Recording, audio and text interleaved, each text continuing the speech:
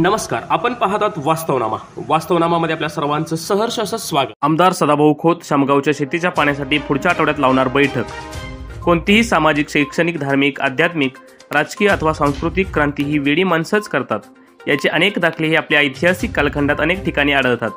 चळवळ ही व्यवस्था परिवर्तनाची नांदी आहे। आम्ही चळवळीतील गावगाड्यातील माणसे आहोत।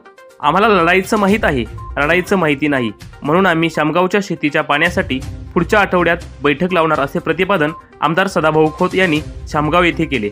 तसेच यावेळी सदाभाऊ खोत यांचा आमदार झाल्याबद्दल सत्कार करण्यात आला।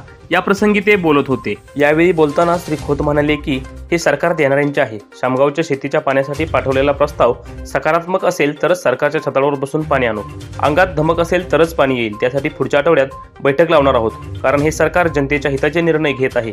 ते वीज बिल माफी आणि मोफत वीज, मुख्यमंत्री लाडकी बहीण योजना असेल यांसारखे लोकहिताचे निर्णय सरकारने घेतले आहेत। त्यामुळे आपला हा पाणी प्रश्न सरकार चुटकीसरशी सोडवणार यात आम्हाला कसलीही शंका नाही, अशी सरकारची ठाम भूमिका आमदार श्री खोत यांनी मांडली। यानंतर रामकृष्ण वेताळ म्हणाले की कराड उत्तर मतदारसंघ हा भौगोलिकदृष्ट्या वेगवेगळ्या विभागात विभागला गेला आहे।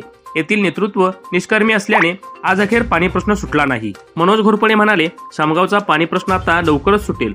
तसेच यानंतर सचिन नलवडे म्हणाले की या गावाला उन्हाळ्यात कायमचाच दुष्काळ असतो। तिथल्या नेतृत्वाने 40 वर्ष झुलवत ठेवले आहे, तरी सुद्धा सरकारच्या धोरणात आम्ही कधीच कमी पडलो नाही, म्हणून आम्ही पाणी आणल्याशिवाय स्वस्थ बसणार नाही। यावेळी खटाव तालुक्यातील नितीन कुलकर्णी यांनी त्यांच्या सहकार्याने रयत क्रांती संघटनेत प्रवेश केला। या कार्यक्रमास आमदार सदाभाऊ खोत, रयत क्रांती शेतकरी संघटनेचे पश्चिम महाराष्ट्र अध्यक्ष सचिन नलवडे, मान खटाव कारखान्याचे चेअरमन मनोज घोरपडे, किसान मोर्चा प्रदेश सरचिटणीस रामकृष्ण वेताळ, जिल्हाध्यक्ष शिवाजी पाटील, जयराम स्वामी, वडगावचे मठाधिपती विठ्ठल स्वामी, अनिकेत साळुंके, अजय सूर्यवंशी, सरपंच विजय पाटोळे, विशाल पुस्तके, बाळासाहेब पोळ, राहुल यादव, मोहन पवार, अमर पाटील आदींसह ग्रामस्थांच्या उपस्थितीत सदरील कार्यक्रमाचे प्रास्ताविक बाळासाहेब पोळ यांनी केले व आभार राहुल यादव यांनी मानले।